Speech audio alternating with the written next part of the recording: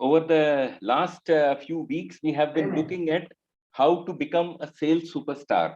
Okay, we have been following this. This is a series of key points, which is based on a training by Brian Tracy. Today, we are going to look at two more keys, number 4 and number 5, which is professionalism and preparation.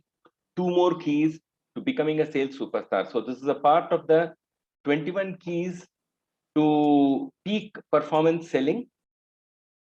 Key number 4, professionalism.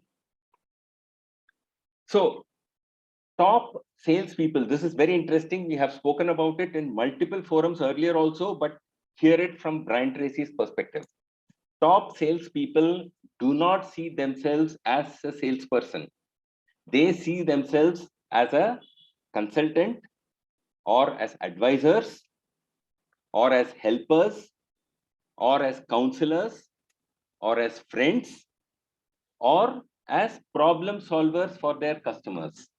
They do not see themselves as salespersons. So you just look at this whole thing. It's a completely different perspective of seeing yourself and seeing your role with the person you're dealing with. Now, the single biggest determinant of whether a customer, what is that single biggest determinant that it decides whether the customer buys from you or not is how does he or she think about you in their mind. See, we may think that we are telling the most perfect of things, all the right things, everything is being said.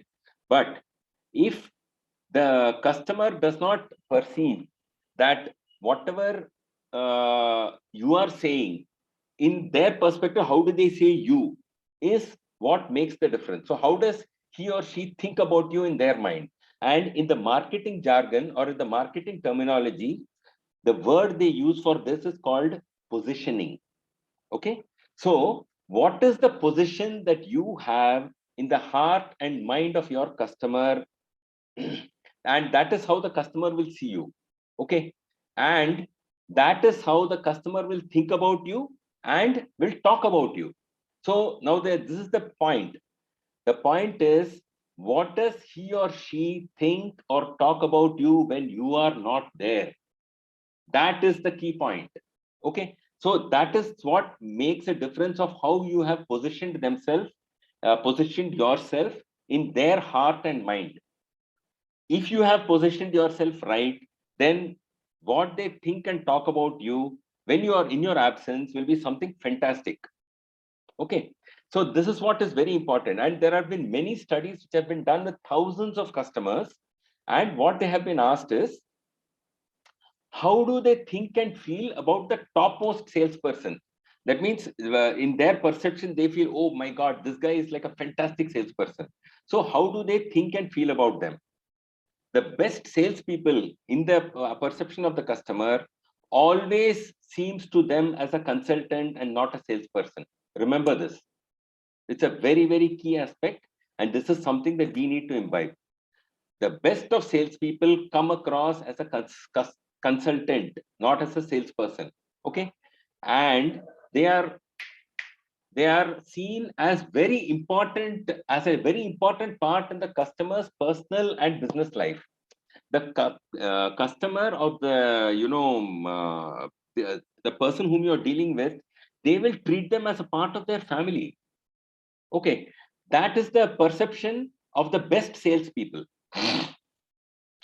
The customer looks at the salesperson as a trusted person to give good advice in their particular area of specialization. Whatever is the salesperson's area of specialization, the customer will trust that person's advice. That is the perception. So can we become that kind of a person in the eyes of our customers? That's the question.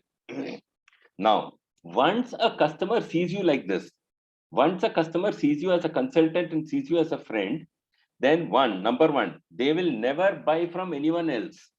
Even if there are differences in price or there are small differences in quality or features of the product and all that, they will still want to buy from you. Okay, number one. Second, so this Brian Tracy's experience. Brian Tracy, in his young years, this is something that he realized, that people take you at your own evaluation of yourself. How do people evaluate you? They will look at how is it that you are evaluating yourself. What is your perception of yourself? They will take it at face value. Okay, what you say about yourself, first people will accept and believe, and then they will watch your behavior. Okay, and they will look for consistency between what you are saying and what you are doing. This is what people will look for. And this is something that Brian Tracy realized when he was very young. Okay, so when he introduced himself as a consultant rather than a salesperson, at some point he realized that, being positioning himself as a consultant is the right way. So when he did that, his customers started treating him differently. How? They invited him over for coffee or a lunch at home. Okay, then they listened to him far more closely. When in the eyes of the customer you are a consultant, the person will listen to you far more closely. Third, they were far more open when he asked questions. They were far more open to with their answers. Okay, and they far more readily purchased from him, and also they recommended him to their friends. This is the natural progression of things that will happen.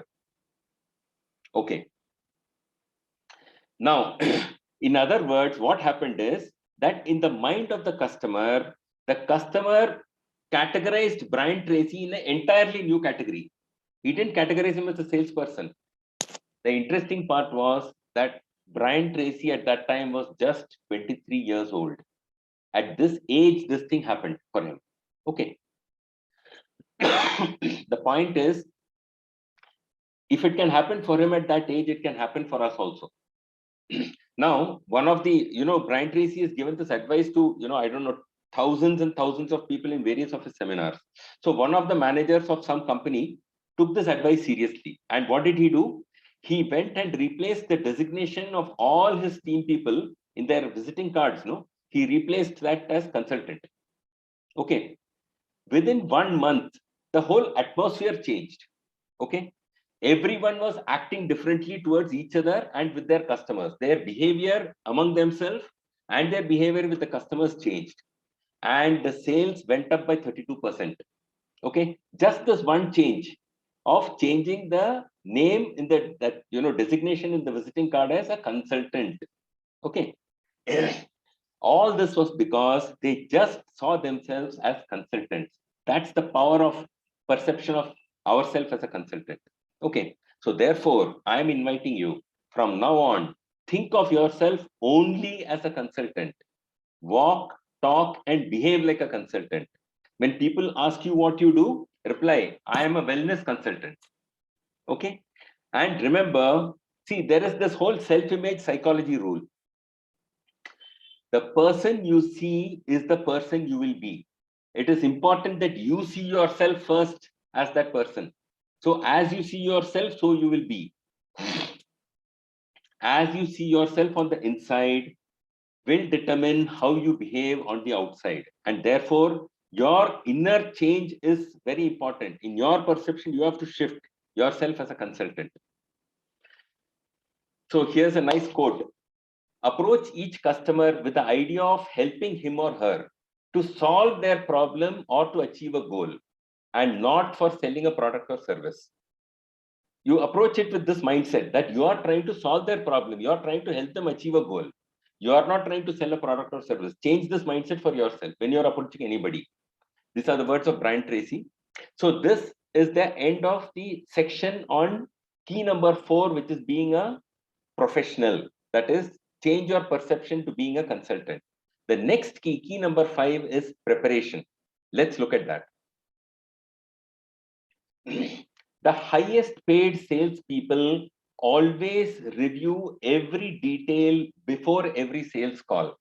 Are we doing a preparation of ourselves before we enter into a conversation with somebody?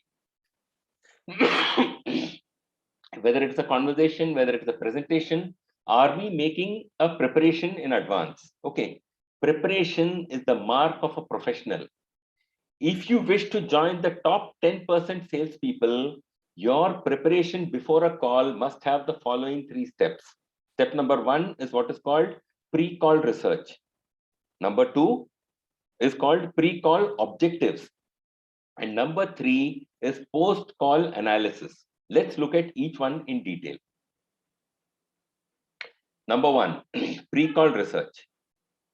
Find out all the information that you can about the person you're going to meet, or the person you're going to call, or you're going to present to. Have all the information with you in advance to the extent that is possible. If required, you can go on the internet, look up their social profile, whatever, so that when you are talking to them, you already have a certain background information about this person. LinkedIn is another place where you can look up profiles.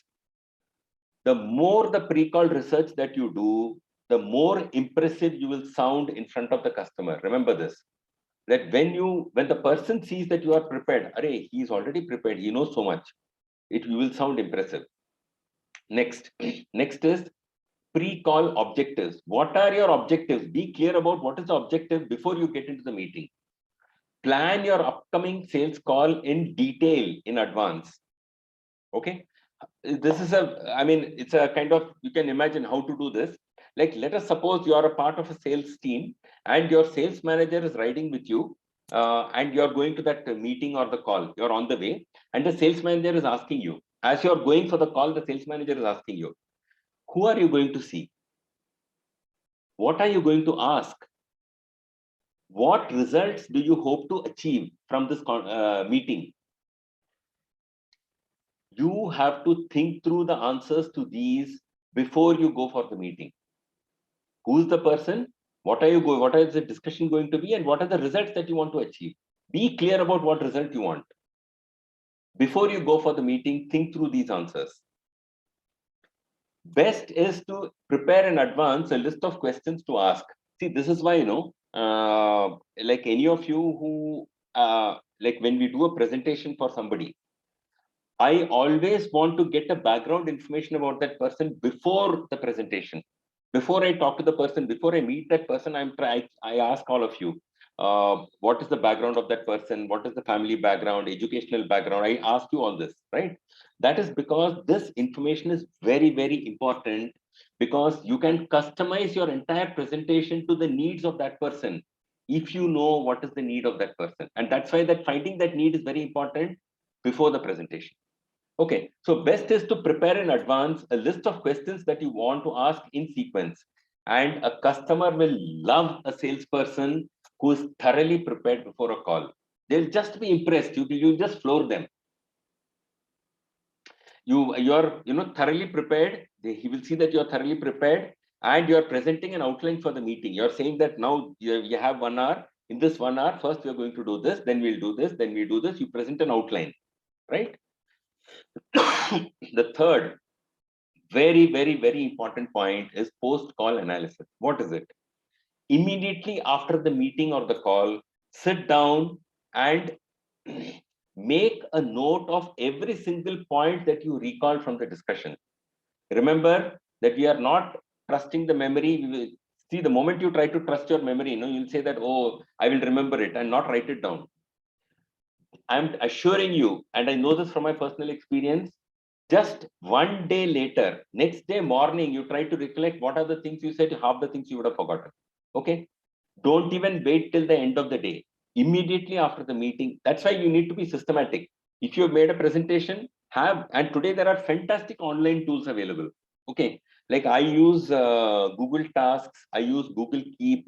There are various of the tools I use. If any of you have a requirement, you please talk to me. I will tell you about how I do go about it, and you can duplicate that. But figure out your mechanism. If you're comfortable writing down notes in a diary, do that. Whatever works for you. But make a note of every single point after the conversation, and don't wait for the end of the day also. And before you meet the customer the next time, or we call, we have this follow-up process that we do. We make a phone call after once the presentation is over. There are certain steps we do for following up. So when you are making the next call, review the notes. Just take a few minutes and see what was the conversation. What were the key things about that person? When it is fresh in your mind, you're walking into a conversation fresh and alert about the customer and the customer situation. Then the power of that conversation will be very, very different. Okay. You cannot imagine how impressive it is for an average customer to be called upon by a truly professional salesperson. The impact is like heaven and earth difference. Okay. Somebody who has done his or her homework so thoroughly, right? So that's why that's the invitation. Preparation is such a key thing. Remember, the foundation of confidence in virtually every field is preparation. How prepared you are makes the difference about how confident you will be in any, it doesn't matter what field it is. Okay, so this is the insight that I want to leave with you. These are the two key points that we have discussed today. There are more keys coming, very, very interesting things following up. So please stay in touch. Next week, we will continue again. Thank you very much.